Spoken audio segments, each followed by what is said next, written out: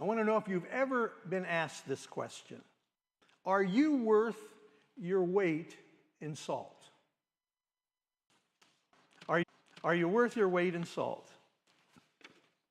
Jesus clearly worth your weight in salt. Jesus clearly, all who are listening. Now don't think this is about somebody else other than you. Jesus isn't talking just to the disciples or a few select individuals. He's talking to the crowds that have followed him from Galilee and Jerusalem and Judea.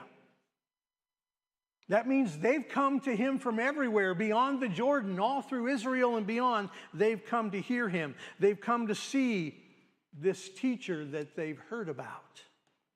They've come to listen. They've come to learn. They've come to be healed, some of them. They've come in search of meaning and direction and purpose for life. They've heard that that's what the teacher offers. Why are we here in this sanctuary this morning? I mean, the pastor's away. He wouldn't know if you were here or not. Why are we here? We've come today to see this one we've heard about. His name is Jesus. We've come to worship. The Word of God tells us Jesus' words are true and real. And I think they're just as applicable for you and I today as they were to the disciples in Matthew chapter 5. We've come to listen and to learn, to meet this one we've read about and heard about and encountered. We've come in search of meaning and direction, perhaps and I had to come up with a title, and I use this sometimes in our church in Michigan, and so the title I chose was Please Pass the Salt. And I would try to bring something thoughtful and meaningful each month in that article. As our congregation aged and began to have health problems,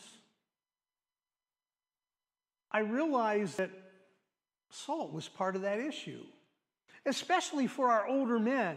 When the doctor would tell them, you know, the weight's a little up there, you need to lay off the salt, or your heart's having trouble doing and functioning how it's supposed to function, you need to back off the salt. A number of those men told me, Pastor, I'm doing everything that my doctor's telling me to do. I'm exercising, I'm eating better, I'm getting more sleep. But Pastor, I just can't give up my salt. So I've decided many years ago that I would not add salt to any food item that was prepared for me except for one, and I'll tell you that later.